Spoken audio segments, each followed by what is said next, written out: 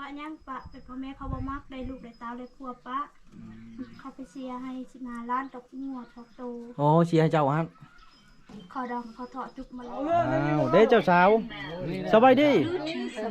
เจ้าสาวนี่เด้เนี่ยเจ้าสาวเนาะมื้อนี้เนาะทุกคนเลยก็คืองานมื้อนี้เพิ่นก็มีหมูตัวหนึงเนาะเพิ่นมาสู่ขอไปจ้ะเขาดองนี่30 ล้านบ่ได้ทุกคนเลย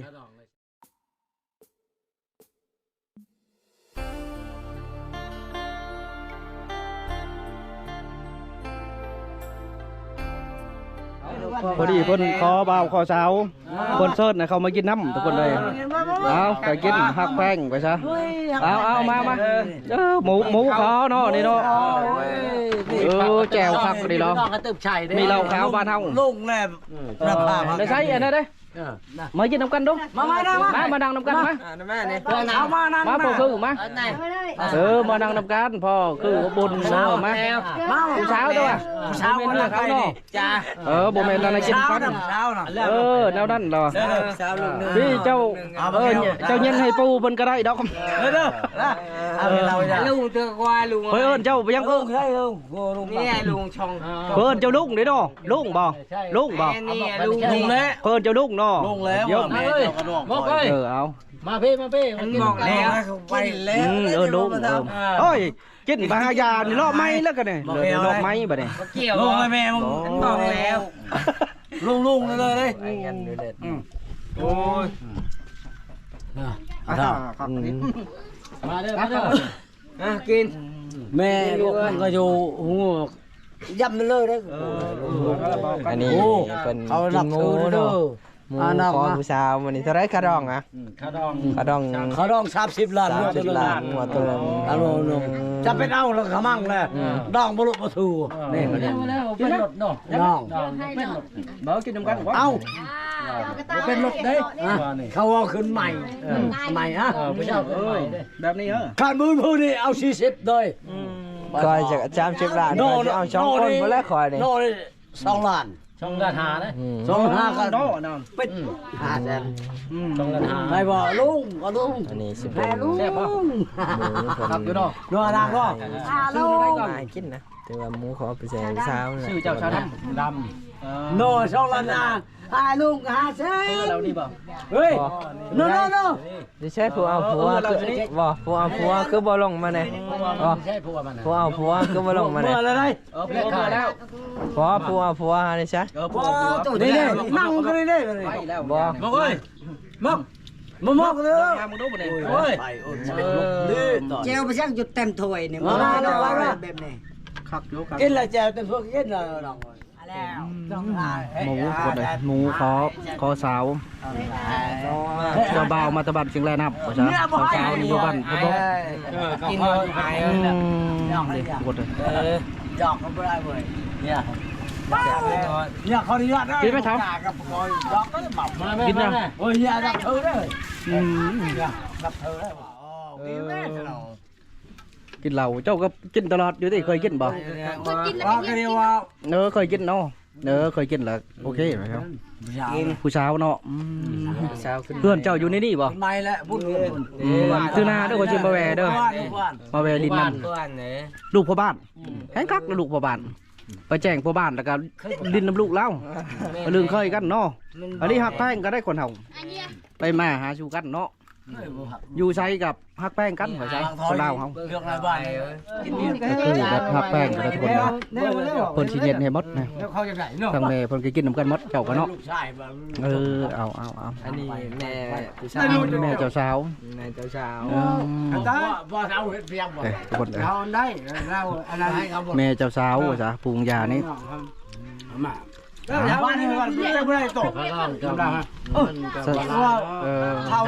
30 ล้านก็ย่อบ่ให้ว่ะชื่อว่าไม่แต่ก็เอาตัวนึงสมมาปากคนประมาณอยู่ฮอด 60,000เลย60,000บ่ชื่อน้องมกประมาณ50,000 กว่าเนาะฮอดบ่30 ล้านน่ะฮอดเนาะ 40,000เ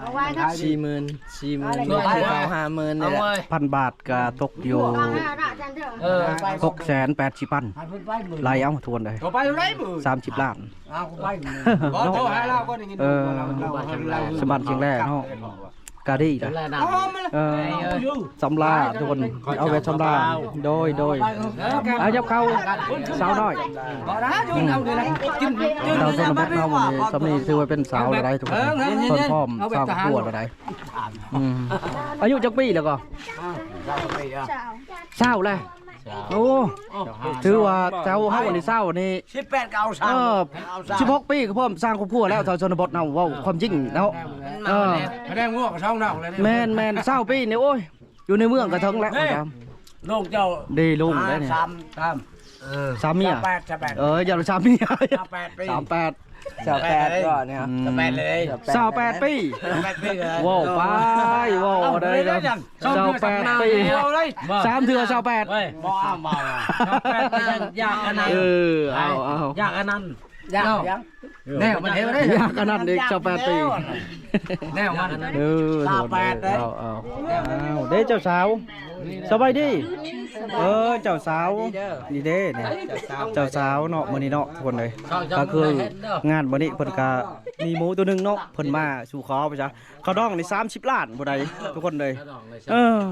ก็ธรรมดาบ้านเฮาข้าวของชีพมันแพงเนาะแม่น30 ล้านจะนัดกันนี่เดือนใดก็แต่งปีหน้าอ๋อเพื่อหาไว้ซะเนาะเด้เนี่ยเจ้าสาวทุกคนเลยก็ถามได้มั้ยจะเข้าแล้ว5ก็ขึ้นปีนี้แล้วหาขึ้นปีนี้18เนาะ18 19เนาะประมาณ16หรืออันนั้นก็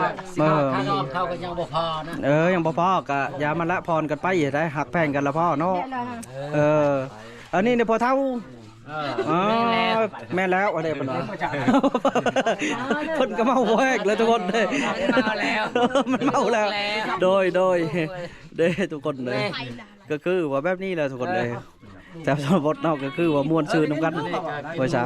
กินหมูน้ำกันเนาะเด้หมูทุกคนเลยก็คือหมูเขามาสู่คอนะว่าซะเจ้าบ่าวก็มาเจ้าบ้านเชียงแร่น้ำว่าซะ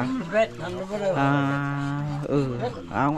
จ้ะอยู่ดีมีแห้งว่าซะเป็นเดือดเป็นแสนเด้อซ้ำนี้แหละว่าซะบ้านเฮาก็คือว่างามได้สาวชนบทเนาะได้งามเป็นธรรมชาติบ่ได้ตกบ่ได้แต่งบ้านเฮาวันคันว่างามก็งามมะลิโลดว่าจังง่ายว่าโดยลูกกกบ่แม่แม่ก็หากันแต่งลูก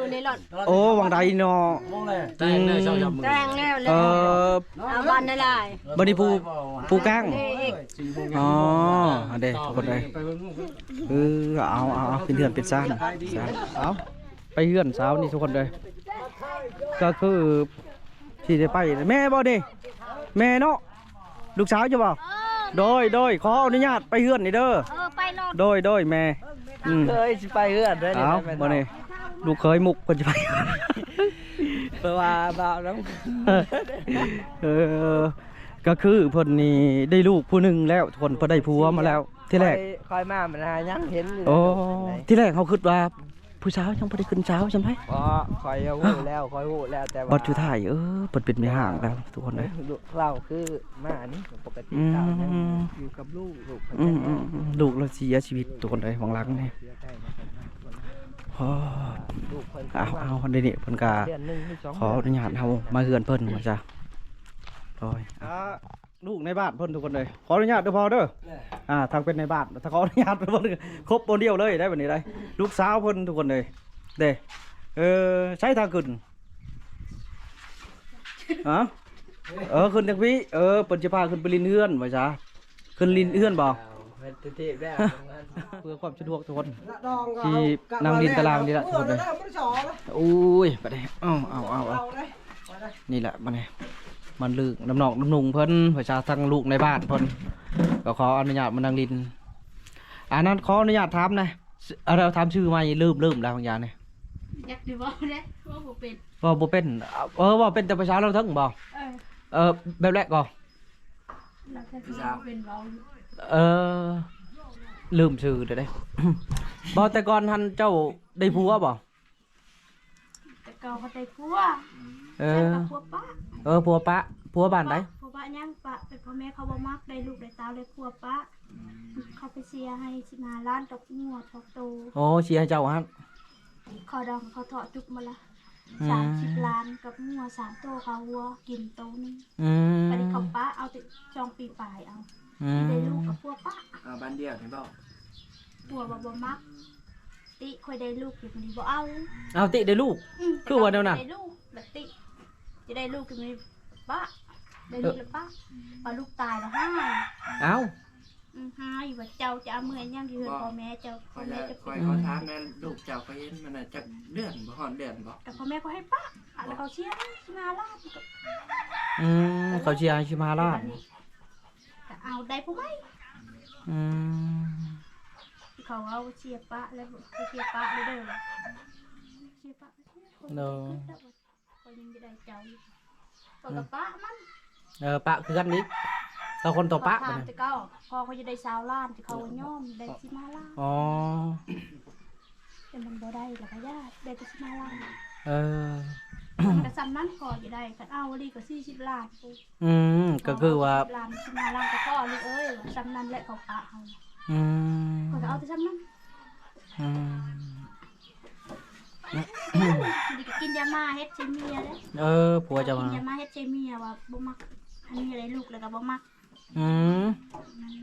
แต่ก็ป้ามาชมคอยอยู่ฮอดเดือนว่ากี่ตัวพอเท่าว่าไปไทยก่อนเด้อว่ะไปอยู่พักไว้เมียไว้อยู่นี้ ตัวอยู่บ้านเองบ่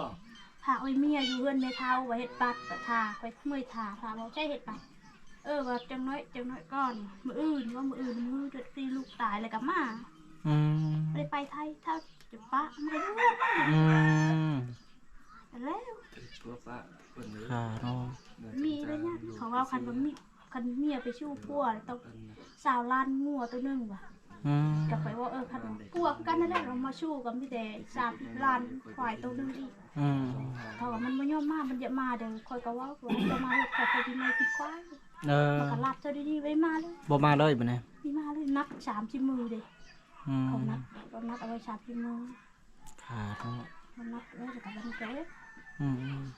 อย่าอีแม่บ่รอดพุ่นบ่รอดไปอีดำเอ้ยคอยบ่รอดกันบ่รอดก็ใช้สิปะได้ก็ว่าถ้าผู้บ่าวหาดิใส่ก็ได้นั่นล่ะก็ยากเนาะชีวิตกูนี่บางทีก็โอเคอยู่แน่นแล้วก็คือแบบนั้นเราทวนเลยก็คือเล่าก็โอ้ยลำบากทวนชีวิตกูนี่บางทีก็หวานบางทีก็ขมว่าชาครับสู้ชนกันไปขัดผู้ที่ว่ายังอ่ะโอเคครับคือเราได้ถือว่าสู้กันไปเพราะไรนะทุกคนเลยแต่ตอนนี้ชื่อชาวดำว่าชาเปิดใจเนาะถ้ามีF2FC ได้มักได้ซะเอาบะหมุกเลยแล้วถ้ามี FC ส่องบาลงทุกคนก็ประมาณนี้แหละว่าชาชีวิตครูค่ะคือเพิ่นก็เป็นสาวอีกรอบ2ว่าชารอบที่1ก็คือความพันก็เป็นไปบ่ได้นะทุกคนเลยก็คือเพิ่นบอกว่าล่ะที่แรกว่าอยากได้ลูกว่าชาเจ้าบ่ได้ลูกนะก็คือผัวเว้านะตามเราเว้าให้พังเฮาก็บ่ฮู้เพื่อนนะพอได้ลูกมาว่าได้เราก็ว่าผัวติว่านะเจ้าได้ลูกว่าคอยบ่โอเคว่าชาบ่มักว่าชาก็เลยเสียปะเล่าว่าชา15 ล้านบ่ได้ลูกติดได้ลูกได้ลูกปฏิได้ลูกอีกทุกคนเลยมันก็เลยยากนะตามใจก็ยากก็เลยอยู่กันตลอดทุกคนในเหตุผลเราก็อยู่โสดถึงทุกวันนี้ว่าซะแต่ว่าคู่ฮักก็สิมีใหม่หรือบ่มีใหม่ก็อิงตามกับจิตใจเราอีกทีนึงนะว่าสิคบกันไปได้หรือบ่ก็จังว่ากันแต่ว่าช่วงนี้เรายังทำใจก่อนนะทุกคนเลยไปได้นอนก็ติดตามเบิ่งกันอีกต่อไปทุกคนคลิปนี้ขอสบายดีบ๊ายบาย